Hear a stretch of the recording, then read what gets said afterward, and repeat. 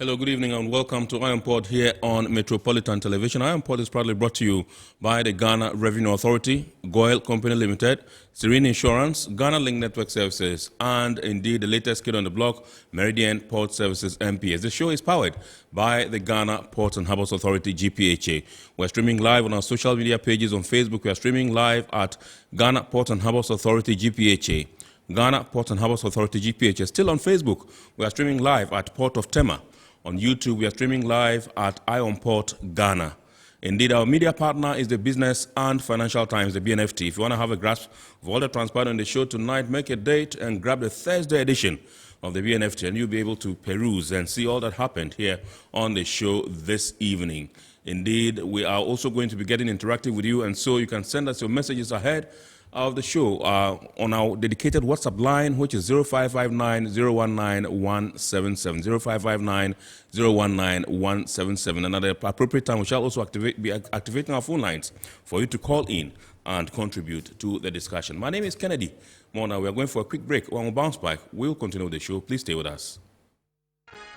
Every now and again, Goyle makes good things happen. This time, Goyle has introduced Super XP Ron 95, a higher grade fuel loaded with additives and yet sold at the same price as normal fuel. Goyle Super XP Ron 95 enhances engine performance like never before. It maintains the engine by keeping it clean from carbon deposits.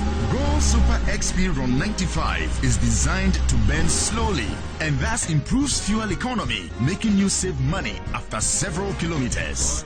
Goyle Super XP Ron 95 gives you a smooth driving experience, that is, less vibrations. Fill up with Goyle Super XP Ron 95. Now there's no need to pay more for any higher grade fuel. Goyle has that sorted. Goyle, good energy. Electricity, then pay your taxes. Our taxes, our future. Because you see, without our taxes, we wouldn't have good roads, good schools, better hospitals, street lights, and other very important social amenities. When we pay our taxes, we give our children free and quality education. Talga, my money too small. Why should I pay my tax? Look, small. Salifo, it doesn't matter how small or big your business or income is. You still have to pay your taxes. The little taxes from each and every one of us, when put together, could give your community clean water or that deprived school with tables and chairs. Please pay your taxes. It is your responsibility. It is your civic duty. It is the law. Impressive factory. If only I had listened to you, I wouldn't have been in this mess. That devastating fire virtually wiped out the whole factory and my warehouse. Remember my misfortunes last year? Serene Insurance Asset All Risk Fire policy that I took were there to pay for my damaged stocks in the warehouse, and my machines that were affected by the floods have been replaced. My accident vehicle is back on the road thanks to Serene Insurance motor policy. Currently, my goods are on the high seas, covered with their marine cargo insurance policy. I was just telling Ajima about Serene Insurance. Oh, Ajima, tell him more. As a road contractor, I make sure I do my contractors all risk insurance for the projects and then workers' compensation for all the workers on site. With Serene Insurance, they will make sure they will cover your unknown tomorrow today. Serene Insurance, a new face of insurance. Call us now.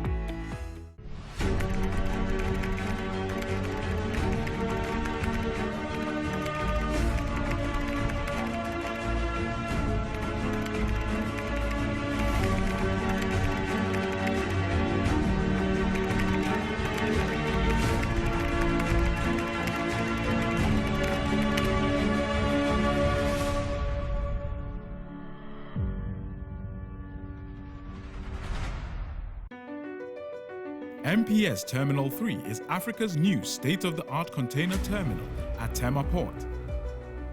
For manufacturers, agro-processors and traders, the new port means business can be done faster. This infrastructure boost will improve Ghana's port handling capacity, connect more trading routes, and oil the engine of growth for the economy, creating greater opportunities across all sectors as Africa's markets merge and become the largest trading bloc globally. MPS, we connect, you thrive.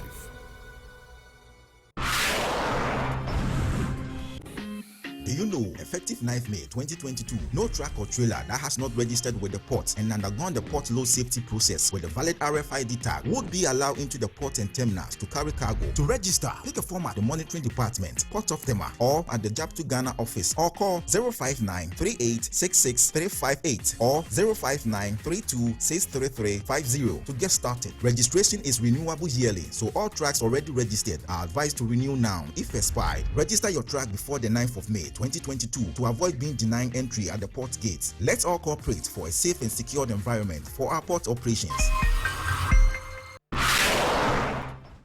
All right, so you're all come back. In the course of the week, the National AfCFTA Coordination Office paid a working visit to the Ghana Ports and Harbours Authority, plus the fact that the European Union has maintained its continued interest in Ghana's fisheries sector. Let's take a look at these stories by way of local happenings in the port and shipping industry in Ghana.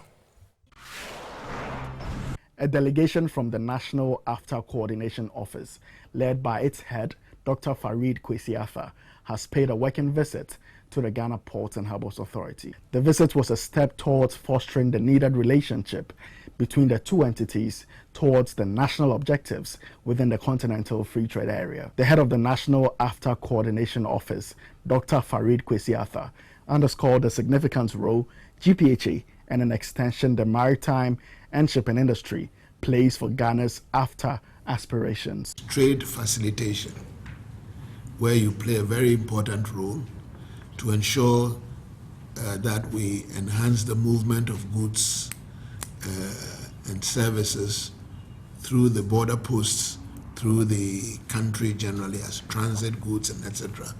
on and on. And we have trade infrastructure, where you also feature very prominently, ensuring that the appropriate infrastructural setup, both roads and ports and harbors and aviation, are in place for movement of goods and services across the continent. He reviewed some of the initiatives his outfit will embark on as it plays a pivotal role in coordinating the affairs of the various key stakeholders driving Ghana's trade with the rest of Africa. Since we came on board, one of the things that we've been doing, we've held several sensitization sessions, we've had 2 workshops, 2 national conferences, and we are planning to hold the 3rd national conference on the 9th and 10th of May. Last 2 years, we also undertook a nationwide tour of all the 15 regions outside Accra, where we had workshops and sensitization sessions. The general manager in charge of marketing and corporate affairs at GPHA explained that the Port Authority is very keen on regional integration and as such made decisions and investments towards that direction. Already, GPHA is very sensitive to these special trades. The transit trade, for example, which is a key factor in the AfCFTA, we have already embraced the fact that we need to grow that trade. And so all along, it has been GPHA trying to push this whole agenda. We have also, again, looked at these coastal traffic. So in our tariff, we have made different provisions for them, which is lower than the normal traffic. The Director General of GPHA, Michael Lugoje, indicated that the authority is ready to partner the National AfCFTA Coordination Office to realize its goal. I think generally Ghana is, comparatively, we are quite a step ahead of many others in terms of our trade facilitation initiatives and also our port infrastructure currently. And we are still making a lot of effort to keep enhancing that going forward. We wish which we are part of anyway, all the best of success in this whole agenda that we work together to achieve. An estimated 20+ clearing and forwarding agencies who share the same office complex are currently stranded following an impromptu eviction action in Tema. As a result, many importers and exporters who rely on the work of these clearing agents risk the loss of very key documents needed in the import and export cargo clearing process. The event, which occurred Thursday, April 7, comes on the back of a complicated legal battle between the original owner of the office complex, one Emmanuel Valentine Gajepo, and the alleged new owner, Igiyazi Properties Limited. The building in question was said to be popularly known as the former National Lotteries building in Community 1 Tema. A victim and member of the Customs Brokers Association Ghana, Augustine Anthony Kwashi, spoke to Ion Port concerning the matter. He claimed to be very knowledgeable on the build-up of events about the litigated property. They came with a bailiff. Okay. There's a man who have introduced himself as a bailiff, so he is leading the evacuation. As agents, look, we have people's things to clear. We have documents, you know, we deal with cars most. Look at the way they are scattering things. When somebody's documents get missing, how will I be able to get the person's car documents for him?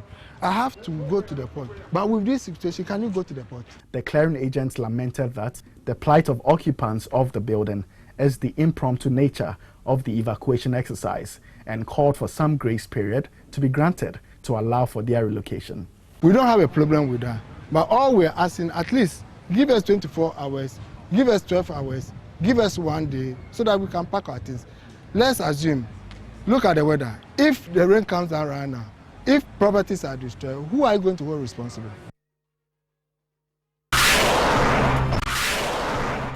The European Union in recent years has demonstrated its interest in the way the fisheries sector is managed in Ghana and neighboring countries towards sustainability. As such, it has invested in various ways, including funding for projects expected to enhance the sector, such as the Program for Improved Regional Fisheries Governance in Western Africa. Recently, the Director General of the Directorate General for the Maritime Affairs and Fisheries of the European Commission, Her Excellency Chalina Vicheva, paid a courtesy call on the Fisheries Committee for the West Central Gulf of Guinea in Tema, Ghana. Discussions centered on bilateral cooperation and the review of the achievements of the FCWC in its implementation of the EU-funded PESCAL project. Speaking to the media, the Director General reviewed some of the concerns of the EU, leading to Ghana being issued the yellow card status. This yellow card shows that we have a problem with IUU.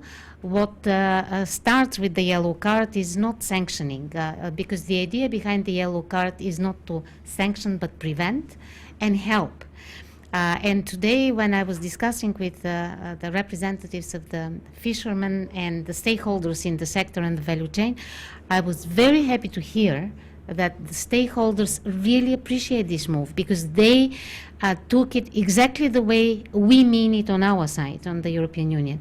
She said the EU is working closely with the Ghanaian authorities and the fisheries sector to provoke reform, as well as provide technical assistance where needed. Because the next step after the carding is to establish formal dialogue. So we had immediately the minister coming directly to Brussels. And we felt, and my colleagues, my services are working very hard on the case, we felt that there is a genuine willingness to do something to progress, to advance, and to improve the situation. So what is now at stake is that we need to establish the necessary legal review. We need to establish the needs for training, for example, of the fish inspectors or the ones that are validating the certificates, because if we don't have improvement, which I hope will not be the case, then we have to resort to the next step. If the encouragement does not play, if the push to steer decision making does not play with the yellow card, then we move to the red card, which already involves sanctions. Her Excellency Chalina Vicheva emphasized the dangers of illegal, unreported and unregulated fishing. This is a detrimental practice because first All right, so those were happenings in the port and maritime industry in Ghana in the course of the week. It's now time for us to zoom into our discussion proper tonight. And tonight, we're discussing how to ensure transparency, accountability, and the sustainability of Ghana's fisheries sector, and indeed across West Africa. The sector has been fraught with a lot of challenges, and efforts have been made in times past and even now to ensure that these challenges are ameliorated or rectified. But I think that in recent times, and these efforts have been, as it were, increased. And we want to see what is happening at the moment and what we can do as a country to ensure sustainability, transparency, and indeed accountability of the fisheries sector in our country. I'm proud to introduce to us tonight Dr. Kamaldeen Ali, who is a team leader at SEMLOS Africa. Good evening, Commander, and welcome, sir. Thank you very much. Indeed. I'm happy to be here. Great. Indeed, we also have Mr. Richter Ni Ama Mafio, who is Secretary of the Ghana Tuna Association, in the studios. Good evening, Richter, and welcome. Good evening. And to my immediate left is Dr. Rebecca Chewa Esamwa. She's a Senior Research Officer at SEMLOS Africa. Doc, good evening and welcome. Great, good to have you. Let me start with you, Dr. Kamaldeen, and find out from you what your perspective of the state of the fisheries sector in West Africa is at the moment from the perspective of a governance institute or think tank like SEMLOS, your organization. Thank you very much. In many ways, West African sub-region is blessed to have a fishery that is a thriving fishery by, I would say, by nature, as compared to other parts of the world. We have a region where, because of certain oceanographic and other factors, makes our fishery one of the most productive globally. To the extent that it has been characterized as a food basket of the world when it comes to fisheries. Right. That notwithstanding, West African fisheries is under a great threat, much as most of our natural resources are under a great threat. On the one hand, we have blessings of nature that gives us tremendous potential when it comes to natural resources. On the other hand, those resources are under a threat, and fishery is one of them. And given the importance of fisheries, just not for food, but the impact on many sectors of our economy, from a governance point of view, and I mean here, our totality of our governance as a country and as a region, we ought to take what is happening in the fisheries sector very serious, because our fisheries are moving from what otherwise should be a food basket to what is looking at almost like a collapsed resource. And the implications are very dire, and we have to take it very seriously. Right. Okay, so thank you very much indeed for your preliminary comments. Let me come to you. Richter, you are from the private sector. I'm a fisherman. Say again? I'm a fisherman. A fisherman. Ghana Tuna Association. And I'm sure you also have your perspective about the state of our fisheries sector in this country. Can you tell us what you think? Well, I wouldn't want to just look at the state of our fisheries sector. We need to look comprehensively at not the fishery per se, but what makes the fishery. And what makes the fishery basically includes the environment. Right. And so as you drive along and you see the Kole Lagoon collapsing, and you see the Sakumo Lagoon, you see the Chemu Lagoon collapsing, it should just immediately inform you that our fisheries are in danger. Because fish will not survive anywhere apart from water. Yes. And so when you are losing your water, then you are losing your fishery. Yeah. And so beyond activities of fishermen, our own activities and our inability to plan in terms of managing our natural resources is creating a lot of danger, and that means that our fishery sector is not doing any better.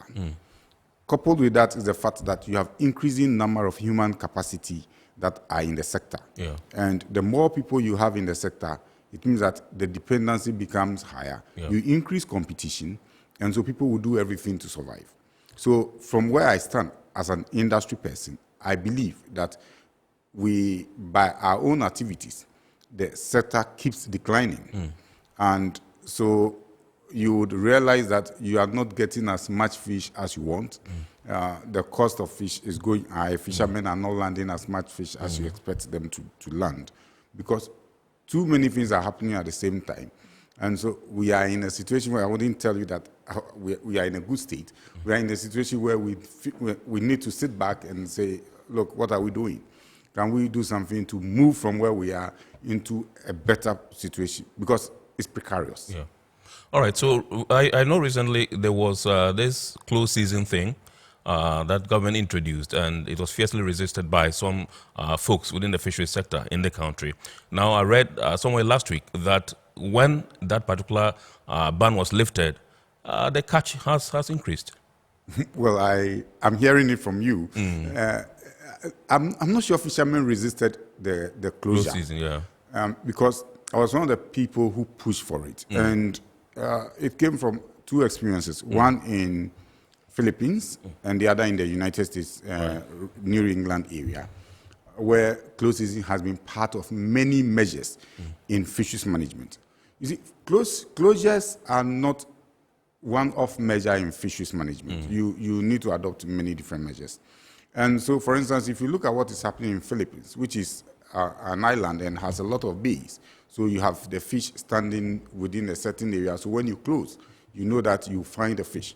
Compared to a country like Ghana, where you have an open sea, and you have the particular species you are looking at, the small pelagic, particularly the sardinellas, the mackerel, and the anchovies, which are migratory by temperature, by undercurrent movement, and by food. You would want to know how these things are happening. Right.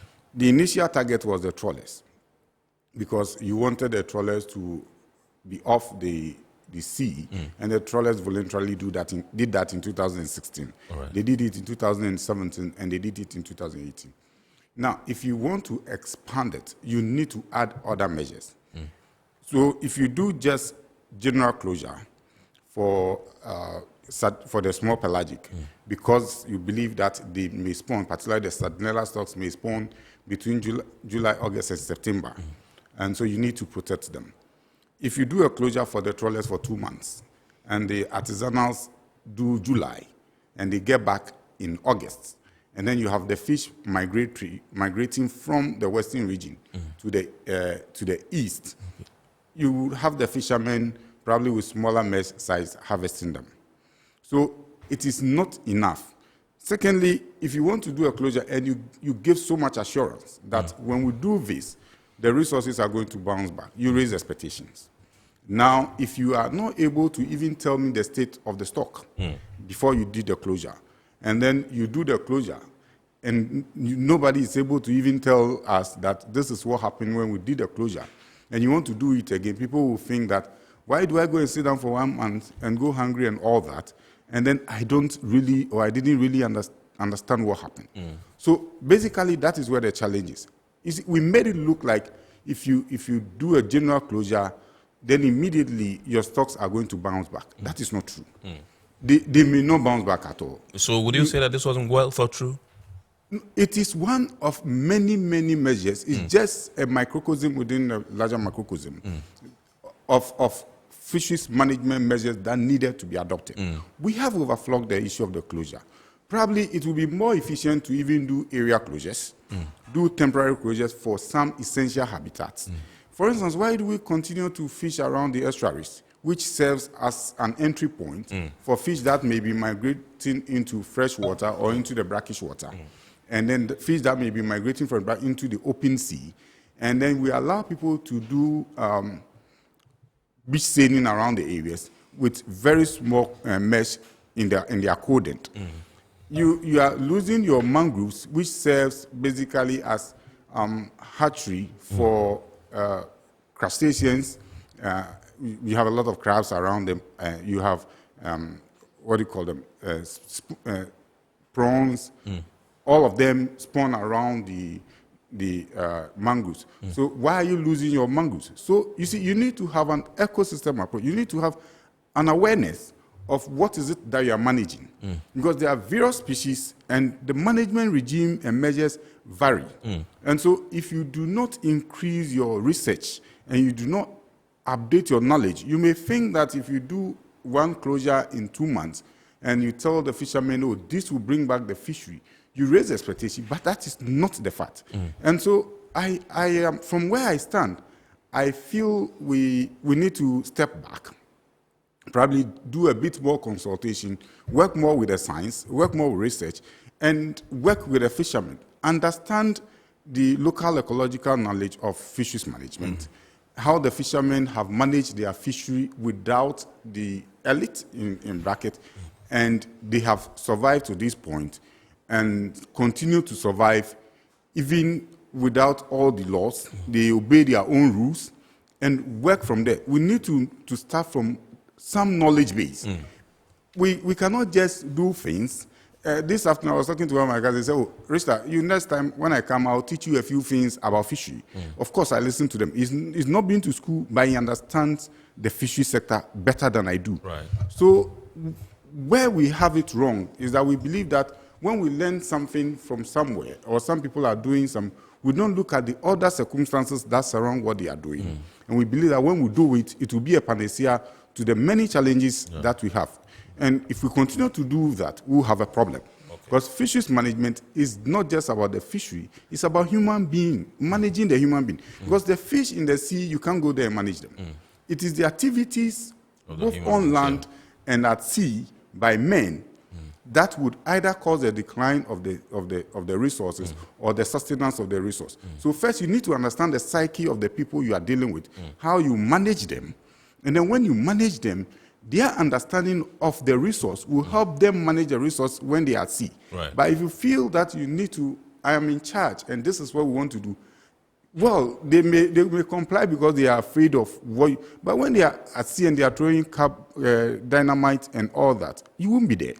So probably the first thing we need to look at is how do we manage the human beings? And when we are able to manage them and they agree, they accept that this is what we have to do, and they develop the consciousness of how they need to do things in order that they can fish today and their children will fish tomorrow, we would then have better fishery. That element of sustainability. Yeah. All right. So let me come to you, Dr. Chiriwa Esemwa. The Transparency in Fisheries project. Tell us about it, because I know recently we held an event that's what to promote this particular project. What is it about? Speaking up from Rista, and what makes it even more complex is the issue of climate change. When you throw in climate change, it brings up a whole issue. The dynamics change. So certainly research is needed. Education is key when it comes to our fisher folk. And they know so much more than we actually believe them to know. So it starts from that angle, helping the science to make an impact when it comes to policy. Now, for this particular project that SEMLAWS Africa was awarded to start, it's enhancing fisheries transparency in 4 countries that were selected. That is Benin, Cote d'Ivoire, Ghana, and Senegal. Right. Granted that Ghana is the only English-speaking country, it has already picked up very well. Right. And the launch was done a couple of weeks ago. Now, enhancing fisheries governance and looking at some enforcement measures has brought up so many key questions that are being looked at.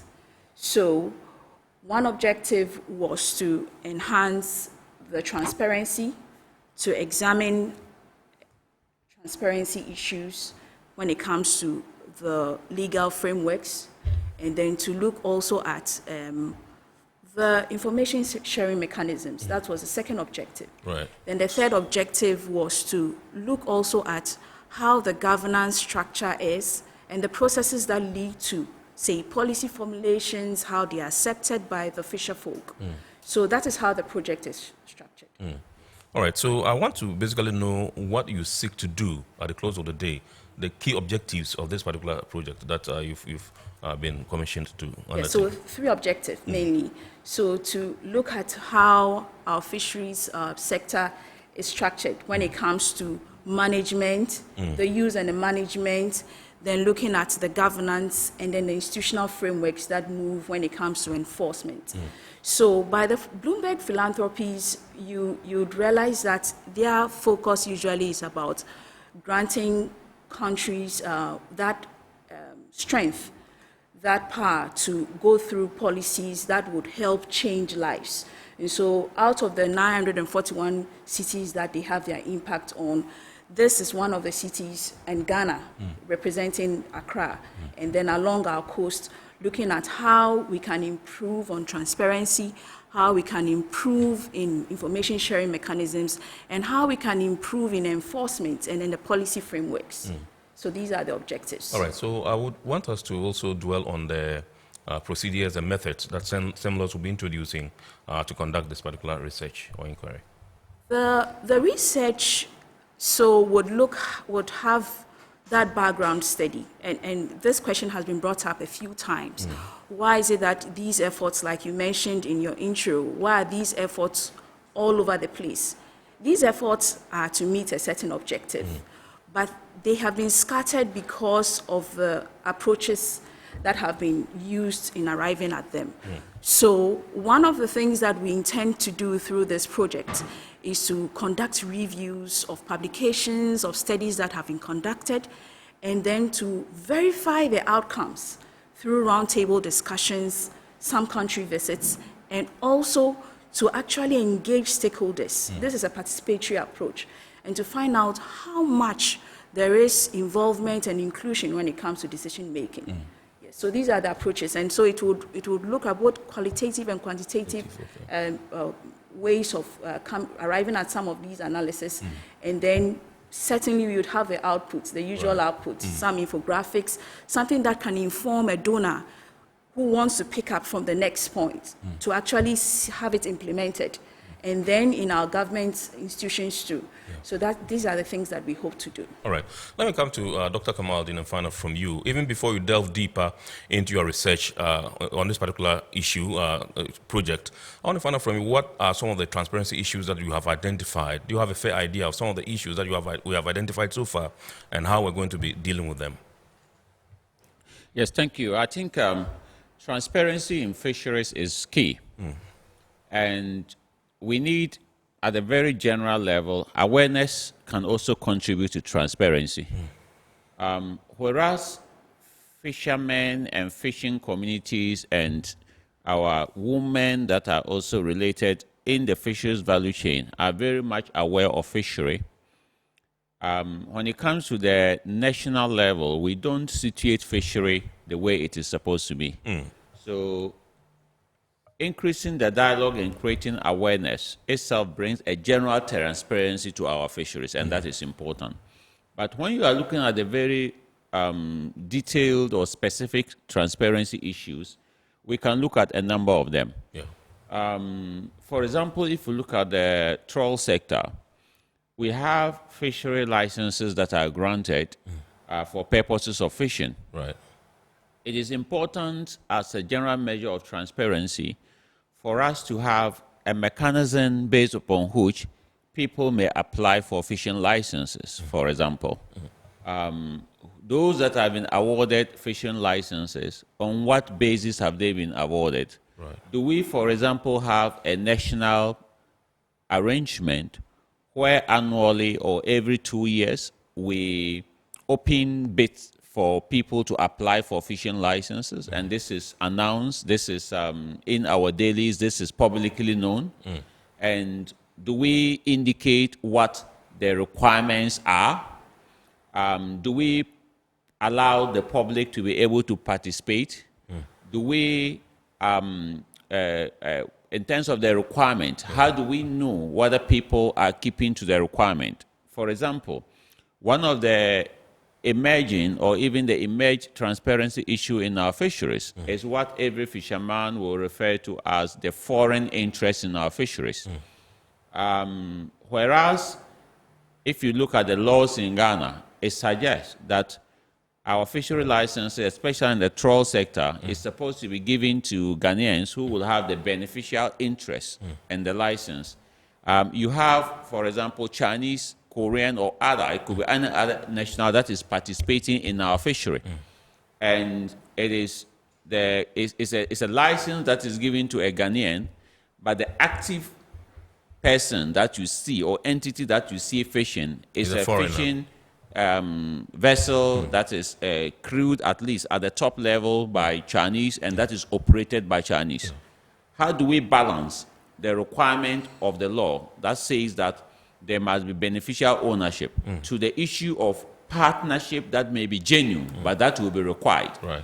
But yet, at the end of the day, we still maintain a high level of the beneficial interest in the fishery.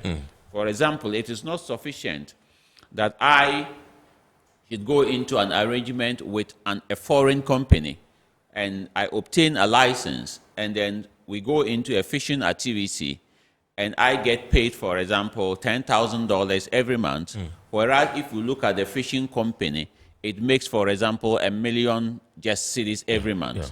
It defeats the idea that our fisheries should be managed for purposes of enhancing our people and our national economy. So these are some of the transparency issues. And other things as regards to information, how are catches declared? If there are sanctions, how are sanctions imposed? Do we report that? Do we get to know when people are sanctioned and whether they abide by the sanction? For example, if it is a fine, whether they pay the fine. So these are the many or some of the preliminary transparency issues that not just us have identified. Some of our earlier colleagues, including other organizations, including Environmental Justice Foundation, have also done some work in this area. And these are some of the preliminary issues that we are building upon. Right. Okay, so let me come to you, Rickstar, and find out what are some of the issues that you have identified as bedeviling the sector. And when you went for the event organized by SEMLOS that I just mentioned when I was, dealing with Doc, you called for the fisheries sector to be placed under the Ministry of Lands and Natural Resources. Why is that? Well, you see, the fisheries sector currently is under the Ministry of Food.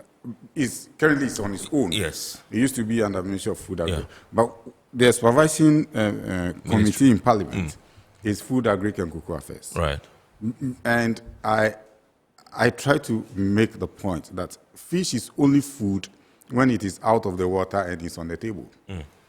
It's a natural resource, and the Constitution recognizes it as so, as a natural resource, once it's in the water, living in a completely natural environment. So its management requires somebody who has knowledge in natural resource management to start with. Now, the moment you start looking at it as food, the perception is that it must be available all the time for people to eat. And so let's go and get fish because we need food. Then I look at it as, what is agriculture, basically? Agriculture is deliberate cultivation of crops and raising of animals. That's what I learned from my basic school. And do we deliberately cultivate fish? We are fishing in the wild. So if we are not cultivating them apart from aquaculture, and the chunk, over 70% of our landings are fish that are harvested in the wild. Right. Then you need a different approach to its management. And so you don't treat it as an agricultural activity. You treat it as a natural resource. Of course, a replenishable natural resource that is capable of replenishing itself. And that only happens when you manage it well.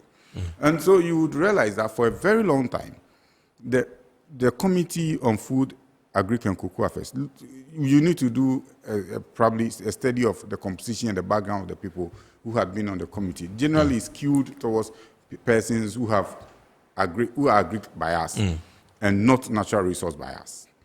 And so their perception about the fisheries sector had been completely off what you expect of a sector like the fisheries sector. So you need to, it's recently that the fisheries sector, of course, the industry had been engaging them. And they are coming to the realization that their thinking about the sector is actually not what it has always been. Right. And of course, probably next month we have a study tour in the United States of America. The committee members, the ministry people and industry people, with some academia, for all of us to have a view of how fisheries are managed in some instances. In instances where probably their stocks in different jurisdictions, their stocks had gone completely down and have rebound, and they are probably managing it better. It may not be perfect, but managing it better. So if the fisheries sector is a natural resource sector, then you have no business even placing it under a supervision of Food and Agricultural Affairs. It's had to be supervised by a natural resource sector with persons who have understanding of natural resource, asking the right questions so that at least you'd know what to do in order to sustain the fisheries. So that was one of the reasons I said, look, we don't have to continue to manage it as if it's an agricultural activity. It is not. It is a natural resource activity, and we need to manage it as a natural resource. All right, so it's a two-pronged question I gave to you. I said the challenges that are bedeviling the sector. Well, it's interesting. If I want to speak from the private sector, exactly, person, yes. I'll tell you that the current fuel prices are biting on every fishing vessel. Because, for instance, fuel prices. It's terrible. So it means that's just recent. I'm talking about issues that have been there all this while. Yeah, but that's that. What I'm saying is that because we are buying our fuel probably in dollars with all the time, especially the industrial sector, you have no subsidy at all. Yeah. Just about a week ago, the women sent me their prices, and for instance, 1 ton of tuna that was selling for less than 10,000 Ghana cedis only around December is now selling for 17,000 to 19,000 Ghana cedis, because you are buying fuel almost twice the price you were buying it just a few months ago. So it's serious. But the major challenge we are all going to have is the sea use contestation, not just the fishery sector, because you have a number of bubbling activities ongoing in our ocean. You have a lot of oil rigs coming up.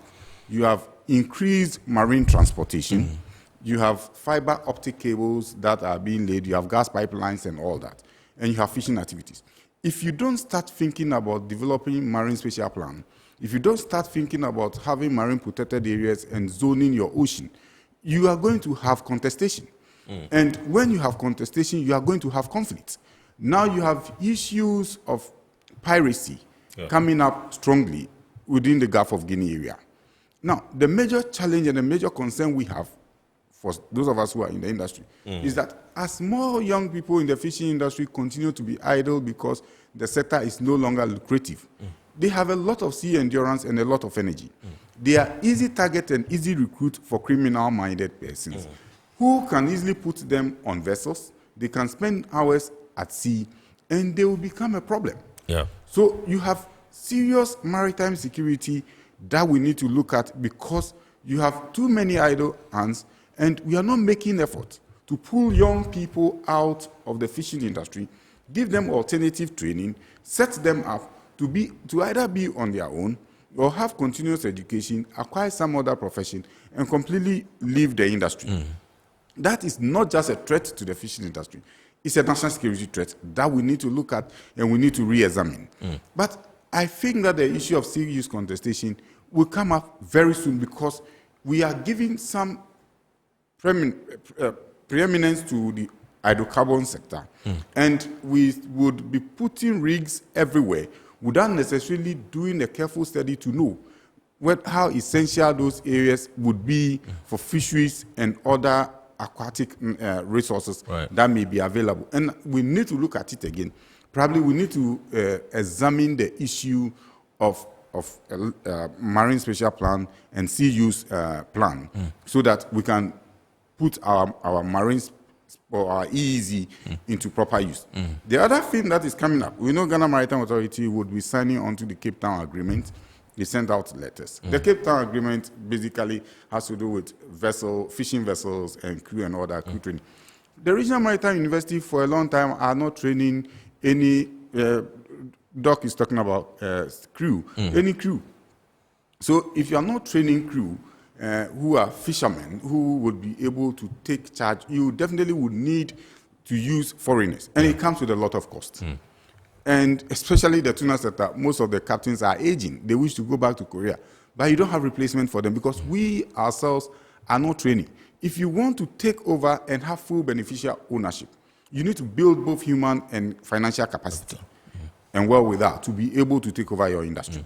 Because those who have taken over their industry have made conscious effort to build local capacity in order to be able to take over their industry. So if you don't have a clear government policy, I have looked at the many manifestos that came up, and I was like, these are empty manifestos. They would not solve the many challenges that we have in the fishing industry.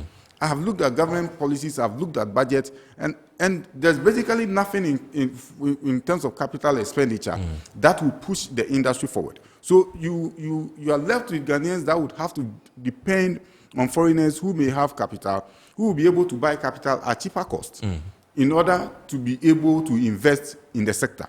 If you want to at least get some parity, then you need now to have a financial sector that understands the fishing industry, that is willing to now give capital at cheaper cost so that Ghanaians can be competitive. You need to train people who would be competitive, who will be able to man fishing vessels. I tell people, Regional Maritime University they train crew, they train people. But if I am a pilot and I fly commercial plane, I may fly the biggest commercial. I can't fly a fighter jet in Russia and Ukraine. I'll be killed in no time. So to be a captain in a fishing vessel, you need first to be a fisherman. Understand the fishing, you have skills. Understand even how the fishermen think before you can be a leader in a fishing vessel. We don't have that. And as a country, probably we are not looking at the sector as a major backbone to our economy. We are proud in saying that the fishing industry employs 10% of the... We are not employing 10% because the 10% you are talking about are very poor people. Some of who come from fishing and only get 5 cedis. You can't call that employment. They can't put their children in school. You can't call that employment. We are not employing 10%. We are creating poverty. We are creating sense of hopelessness in the fishing industry, and we claim to be employing people. We probably need to sit back and look at it again, look at the policy direction of the fishing sector, because honestly speaking, the sector holds a lot of potential, but the way we are going about it, it will collapse in no time. All right, so let me come to you, Dr. Chirwai Samoa, and find out from you, to what extent would you say issues of transparency has threatened or is threatening the sustainability of our sector, fisheries? Yes, so in the first place, I realize that usually sustainability is used as a buzzword. Who defines what is sustainability? The environment does.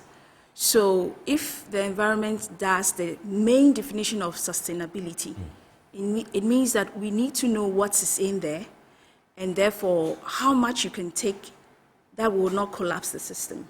That's sustainability. So again, I would say that research is very important to know what is in there and therefore where to start addressing the problem. Now, you have IUU as top affecting sustainability when it comes to fisheries. And illegal, unregulated, and unreported fishing has been talked of over and over again.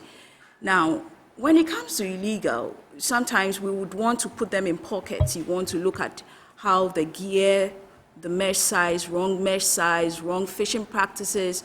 You want to look at overcapacity and things that would render the resource unsustainable. So these are the things that you want to pinpoint when it comes to sustainability, things that have to feed into our otherwise known as blue economy.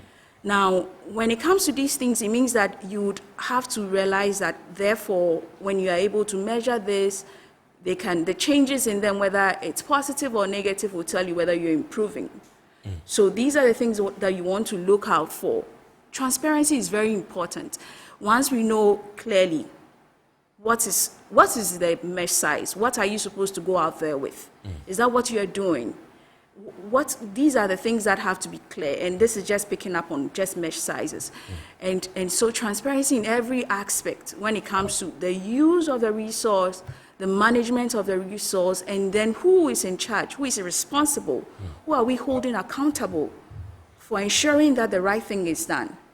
These are the things that we want to see, have transparency on.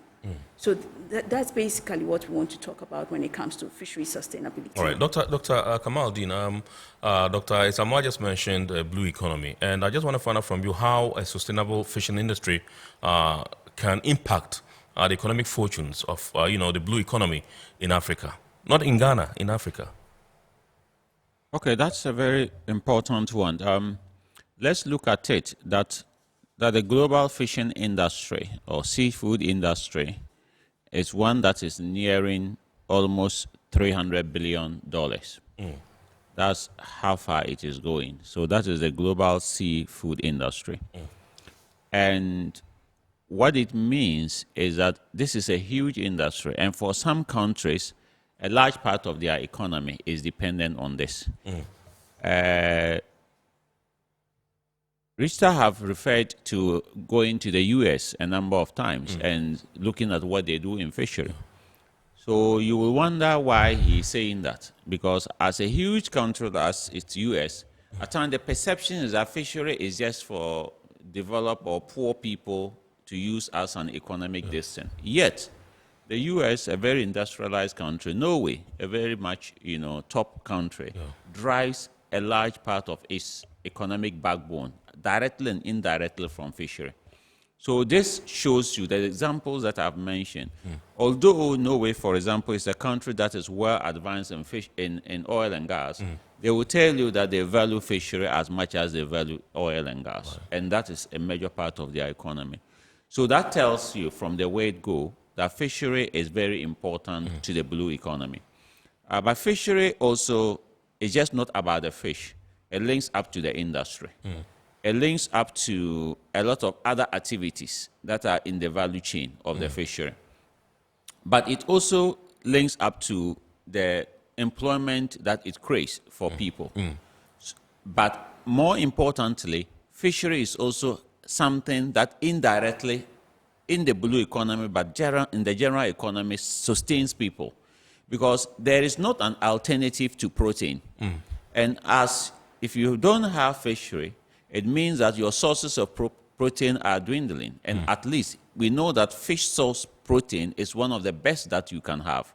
So what it also means is that the fishery sustains just not the blue economy, but the general livelihood of the people and the economy of the people. And there is not an alternative to it.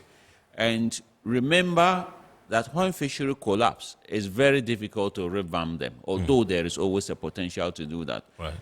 So it is not like a case where you take supplements and leave what is required. So fishery is very directly connected to the blue economy. It enhances industrialization, employment through the value chain. It indirectly also helps in many areas, but also importantly, it is something that is highly connected to the livelihood of people. If we take a country like Ghana, our dependency on fish is so much that fish should be a matter of national security for us. I always say this.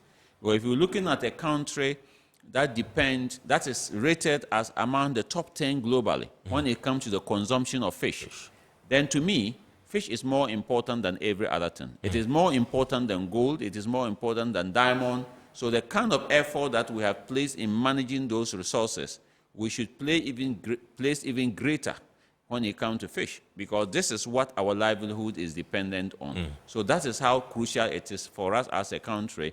And when you escalate that at the global level, you then see how important it is for every other person and every other country.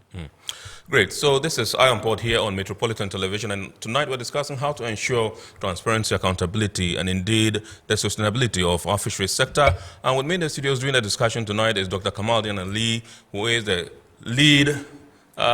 team lead for Semlos Africa.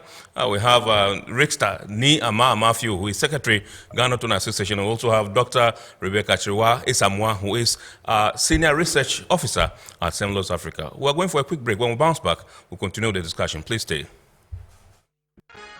Every now and again, Goyle makes good things happen. This time, Goyle has introduced Super XP Ron 95, a higher grade fuel loaded with additives and yet sold at the same price as normal fuel. Goyle Super XP Ron 95 enhances engine performance like never before. It maintains the engine by keeping it clean from carbon deposits. Goyle Super XP Ron 95 is designed to burn slowly and thus improves fuel economy, making you save money after several kilometers. Go Super XP Run 95 gives you a smooth driving experience that is less vibrations. Fill up with Go Super XP Run 95. Now there's no need to pay more for any higher grade fuel. Goil has that sorted. Goil, good energy. Electricity, then pay your taxes. Our taxes, our future. Because you see, without our taxes, we wouldn't have good roads, good schools, better hospitals, street lights, and other very important social amenities. When we pay our taxes, we give our children free and quality education.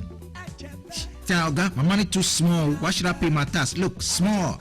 Salifo, it doesn't matter how small or big your business or income is. You still have to pay your taxes. The little taxes from each and every one of us, when put together, could give your community clean water or that deprived school with tables and chairs. Please pay your taxes. It is your responsibility. It is your civic duty. It is the law. Impressive factory. If only I had listened to you, I wouldn't have been in this mess. That devastating fire virtually wiped out the whole factory and my warehouse. Remember my misfortunes last year? Serene Insurance Asset All Risk Fire policy that I took were there to pay for my damaged stocks in the warehouse. And my machines that were affected by the floods have been replaced. My accident vehicle is back on the road thanks to Serene Insurance motor policy. Currently, my goods are on the IC covered with their marine cargo insurance policy. I was just telling Ajima about Serene Insurance. Oh, Ajima, tell him more. As a road contractor, I make sure I do my contractors all risk insurance for the projects and then workers' compensation for all the workers on site. With Serene Insurance, they will make sure they will cover your unknown tomorrow today. Serene Insurance, a new face of insurance. Call us now.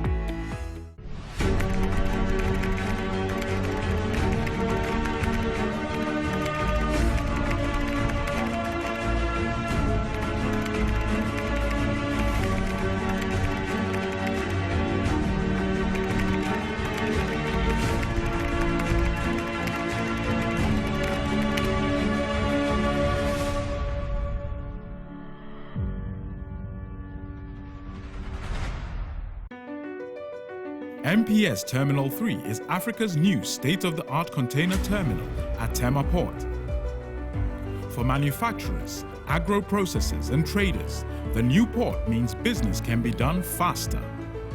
This infrastructure boost will improve Ghana's port handling capacity, connect more trading routes, and oil the engine of growth for the economy, creating greater opportunities across all sectors as Africa's markets merge and become the largest trading bloc globally.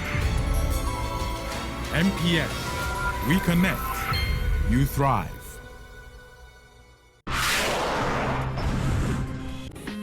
Do you know, effective 9th May 2022, no truck or trailer that has not registered with the port and undergone the port load safety process with a valid RFID tag would be allowed into the port and terminals to carry cargo. To register, pick a form at the monitoring department, Port of Tema, or at the JAP2 Ghana office, or call 059-3866-358 or 059-32-63350 to get started. Registration is renewable yearly, so all trucks already registered are advised to renew now if expired. Register your truck before the 9th of May 2022 to avoid being denied entry at the port gates. Let's all cooperate for a safe and secured environment for our port operations. All right, so you're welcome back. And we will be soon going into the mailbox to come up with your comments and messages that you have sent into the show. We would also like to announce that the phone lines are activated. You can call in and contribute to the discussion. The number to dial is 020-552-8353, 020-552-8353. You can call in and contribute to the discussion. But let me move to Rickstar and find out from you. We've been told about something called SICA. Psycho. Okay, yeah. So let's find out what is psycho and how pervasive. We understand it's inimical to the growth of the fish stocks in our oceans. Now, how pervasive is this trend alongside other illegal, unreported, and unregulated fishing practices? Well, the good news is that the people doing the psycho are no longer doing it. So what is psycho in the first place? Yeah, so I'll come back to what psycho is. Basically, psycho is it's a Korean term used by the Korean fishermen, which means that what is not good. So just the term they used to use logo. Logo means let go. So in times past, when they cast their net, or they draw the net, whether it's troll or any person, and then they put the fish on the factory. The deck is called the factory. What you do is to sort out. So the fishermen do sorting out. When they are done sorting, so you start sorting from the very big, the quality ones, and you classify them. And fish start going bad the moment they are dead and they are on the factory. And even if they are not dead, they start getting stressed. And when they get stressed to a point, they would not survive if you return them into the bush. So they may sort out to about maybe 2-3 hours. And then you realize that the rest, especially when it's in the afternoon, the rest may be going bad. At that state, when you even freeze them, freezing wouldn't improve the quality of the fish. It only maintains the quality at which the fish is frozen. Right. So because you don't have the same quality, they will then dump them. So sometimes you see that they have shovel, and then they will just be dumping them. In the sea? In the sea. So they say Lego, and then so they... You know, some vessels have factory vessels. So at that point, they use those fish for fish meal right on the vessel. But vessels in Ghana are not factory vessels, so they are not able to do that. I remember when I was young and I was sometimes fishing with my cousins. You get there and then they say, oh, we have some logo fish. Then they will just logo them into your canoe for you for free. And then you come and then we sell them to the women who do the salting. Right. And then some... Who do the salting? Yeah. I'm talking about Kobe. No, Kobe is tilapia. Okay. But they do, these are variety, so you don't have particular fish species. So then we sell them to the women. And for us, it was profitable because you wouldn't have to fish. Right. Now, but it was free. Then it became barter. The vessels may need something, and then some people may take it to them. And then when they take it to them, then they will give them these logo fish. And then some then decided, okay, we will now provide services for the vessel. Then the vessel will give us the fish. And it metamorphosed into now a whole trade. Right. Now, when it became a trade, it became profitable. And so because we've not been able to manage the process, it became pervasive. And you would realize that vessels that were supposed to target demersals, bottom fish, like the red snappers, the groupers, and sometimes the mollusks like cuttlefish and octopuses will now be landing small pelagic and the salt. So it became a very thorny issue between the fishermen who then were seeing that fish that were supposed to be landing are now being landed by other canoes who didn't take net or anything to sea. It wasn't a very pleasant thing when you see some of the fish that were being landed, particularly when you look at the sizes that were being landed. So the law was passed, which completely outlawed any form of transshipment at sea. Because prior to that, the tuna setter had to face a yellow card because of an issue of transshipment. So the law was made quite explicit in the LI that you cannot transship fish from a canoe to a vessel or a vessel to a canoe, whichever way. It became completely illegal. So the practice continued because it was profitable and you needed some political will to stop it. Right. And you need industry to cooperate to be able to stop that. The good news is that at this stage, nobody is doing transshipment at sea. To me, the challenge is not about cycle. And I have always said that I don't care what size of vessel you take to sea. It's of no effect if you don't have a very efficient net and fishing gear.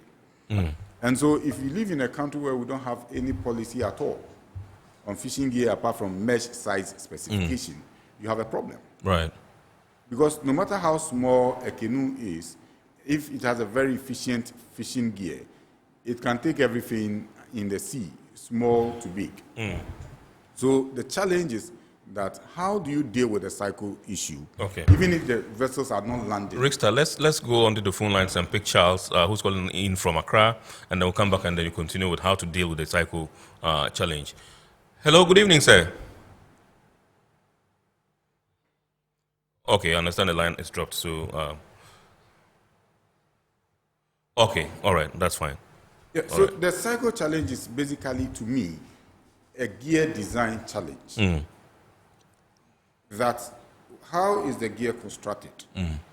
Some say, oh, well, recently we had a gear audit that said some vessels had an opening of 22 different types of gear. One has an opening of 25, and the other has an opening of 45, and that the minimum depth allowed for any vessel, industrial vessel, to trawl is 30-meter contour.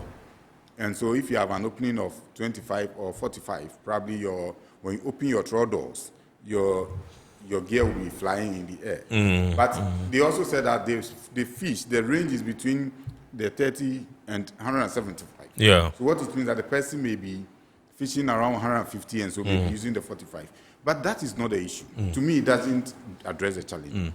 The challenge is that how is the gear constructed and how do the fish respond to gear? Because every fish species respond differently to the net once you deploy your gear. Some swim away from it, some swim towards it, some swim up, some swim down. For instance, there was an experiment in the US, let me use it, over haddock and cod. They move together, they are very much alike. And there was a time that the cod was overfished. And so they needed to deal with it. And a gear designer designed a gear because he studied the fish behavior. One swim down, one swim up. So you put bigger square mesh where the ones you want to isolate swims. And so you are able to now isolate them because the square mesh will not stretch on the ends at any, whatever you do, it will not stretch at the ends. But if you use the diagonal mesh, at any tension, it will stretch at the ends, so the eyes will close. So fish that are swimming out, no matter how small they are, may not be able to swim out. So probably you need to now do a study and say, for instance, if the trawlers are harvesting small pelagic, at what period are they harvesting them? And which areas? That is why in putting observers on the vessel, you need to put observers who are knowledgeable, who would then be able to provide you with information, scientific information, as to exactly what is happening. That we fish around this area and we had a lot of small pelagic. You probably would then do some, and that's why you need your own research vessel. To now do different gear design.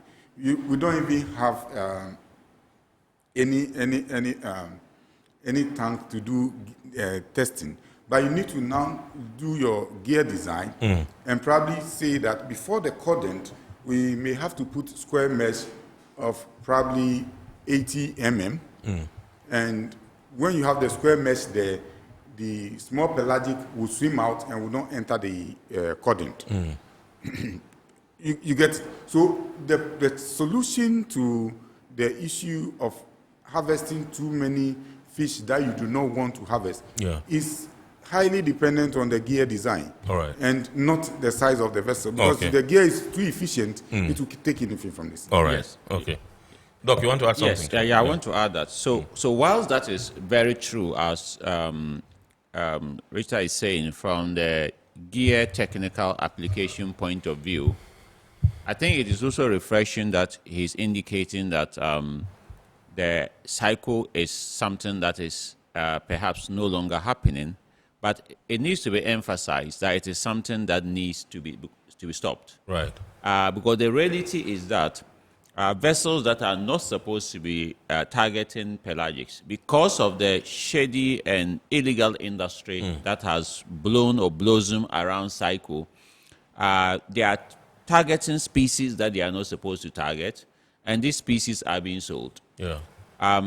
So far as I am concerned, there are still aspects of cycle that are ongoing. But it's not long ago that we did some work, and it still shows that canoes are still buying or getting fish from sea, from trawlers. So it means there is some level that is still ongoing. And what that means is that once they are targeting species that they are not supposed to target, they are destroying the pelagics. and also impacting on the livelihood of the fishing communities. But the larger question that we have to deal with also is, if we are having fisheries that are dwindling, do we need at some point to take a look and say that if really the artisanal sector, because the truth is that the artisanal sector is continuing to land less and less. Right. Why are they landing less and less? Is it that we need to improve the artisanal sector to be able to catch more? Because over the last couple of years, actually, the industrial sector has been landing more. Right. Are they landing more because they used to under-report, or because they are using measures that are making them to be able to land more, or we are having better reporting mechanism? Be it as it may, we have to come to a point where we look at it. If scientifically the artisanal sector is doing the best that it is supposed to do, but it's still landing less and less, we may have to take a decision at the national level that do we need to cut down substantially, at least to experiment for a couple of years, the industrial fleet that we have. All right. Because if fishery is about the livelihood of people, and this is all that they know, the fishing community, that is all that they know. Richard talked about alternative livelihood, but he himself can tell you that it is a very tall order to get people who fishing is their cultural, social activity to move out of it. Right. So it is something that they know, and that is what they do. Do we then need, and I don't believe that they have become less efficient. I believe that it is the resource that is depleting. So will we have at some point to make a decision that since livelihood is here a paramount issue, and these are huge people that are dependent on the fishery, as compared to an industrial activity, do we have to make a decision at some point that we have to cut down? If after doing the close season that we are doing, and we still don't see the results, will another approach be to cut down the industrial sector and see for a couple of years what results we are getting? Okay, Doc, thank you very much indeed. Before you come, let's go on to the phone lines and pick somebody from Ashaiman. Good evening, sir. Good evening, yeah. Great. I've listened to your conversation. You know, I've been on a fishing trawler vessel for 18 years. And I have a very important information to give. Right. You know, there are two things in the trawling system that destroy the ecosystem. The mesh size is very, very important. The mesh size. Secondly, we have something called heavy trawling equipment. Yeah. You know, that some gears, they use iron ball, which destroy the ecosystem on the ground. These two things must be looked at very, very well. The mesh size in this thing, you know, even if the mesh size are bigger, immediately you start to throw, they close up. So they can catch any juvenile. But when they enter into the cold men and the mesh size is bigger, they can come out with it. But what they do is that these fish, these foreigners, they hide out the small mesh size. When they go at sea top, they put it inside. When they are coming, they remove it. I've been on board a ship, and those times when you don't know, you want to speak out, they will sell your name to all the other companies. They will not take you again. Right. So this is really happening. So if you want to do, these are the two things you must look at very, very well. The mesh size is very, very important. And then the type of trawl we are doing, is it heavy duty or what type? So this is where they should look at very, very well. It's very, very important. The mesh size is important. The code, there is the sack, the code is inside. All right. And Solomon, thank you very much indeed for calling us from Ashaiman. I think you have some good news here, Rickstar. This one says, hello, Bernard. No, Bernard is the politician. I am sitting somewhere in my corner. Please ask Rickstar to call me and let me reduce the fuel cost of fishing vessels significantly and extend the life cycle of their fishing vessels. Kind regards. This one is from Pierrot, CEO of Friction Antidote Transnational. I think you know him? No, I don't. Okay, so he says you should call him. So I think my producers will furnish you. That they will cut down your fuel cost substantially. So that, and give us the good news after you have received it. Absolutely. I think that would be very, very important. This one says, hello, Iron Port. Great discussion there. Kindly ask Dr. Kamal Dean, what is the state of Ghana's fishing industry? I think he touched a bit on it. This one's from Charles in Accra. I don't know whether you'd take some 30 seconds to maybe go over. No, I think it's something that we generally have all come to a consensus that on the whole, our fishery sector is in a great decline. And that is what we see the results are. Although industrial sector have reported more catches in the last couple of years, But put together, you realize that if you look at the artisanal sector, that it is beginning to, though it is landing less and less.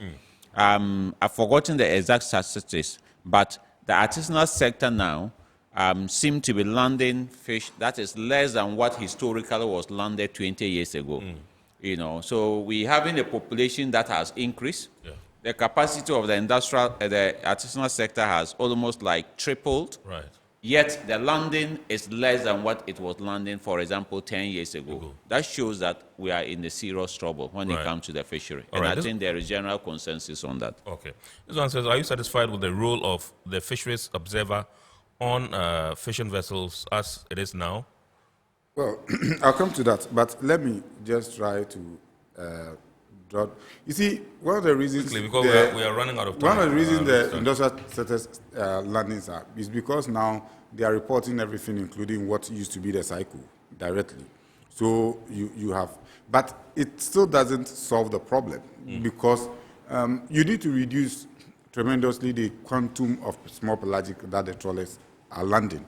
And that can only be done when you use the right gear. And you need to have a whole gear unit that have experts trained and that can do justice to the issue of the gear. So it must be on the front burner. It must not be something that is discussed as a cross-cutting issue. It must be something that is on the front burner. Honestly, that is what I think. On the issue of the observer, I have always raised issues that, you see, what we have as observers do not fit into the bill when you look at the law, Section 100 of the Act. Because the law is clear. Observers must first be public officers. And we know the process by which public officers are employed. Right. They are not employed from the roadside. They are employed through a proper system. There must be criteria for which one qualifies to be a fisheries observer. Because first they must provide scientific information.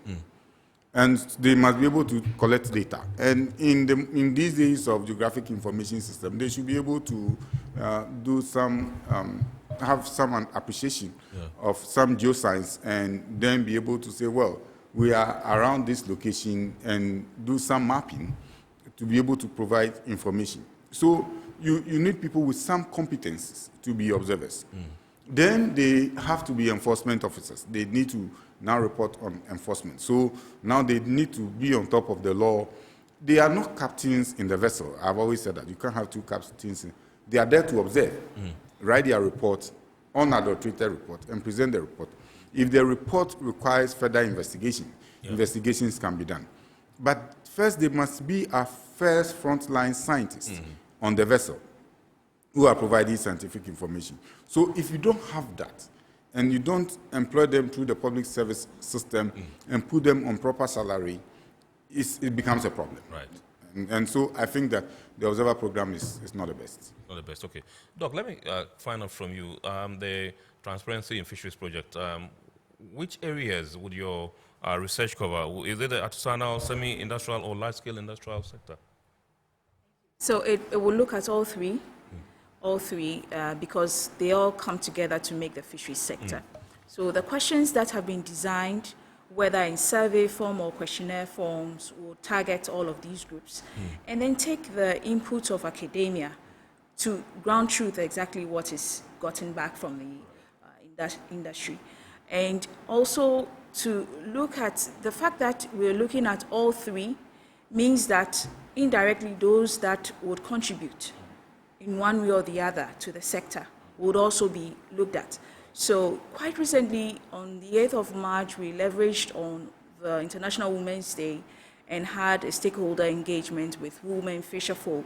And this was because we realized that as part of the fishery sector, there have been improvements to reduce on post-harvest losses.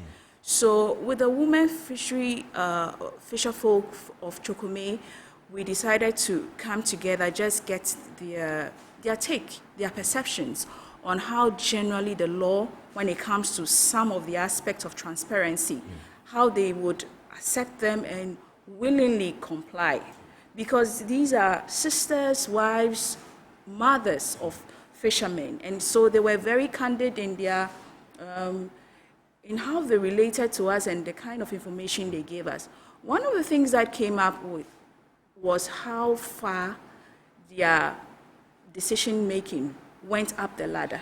And so they wanted to give them the voice, amplify what they had said, and have it gone up the ladder so that they are involved when it comes to deciding how the livelihoods of people like them could be improved. Right. And this is what Bloomberg Philanthropies is hoping to improve when it comes to the 4 target countries we're working in.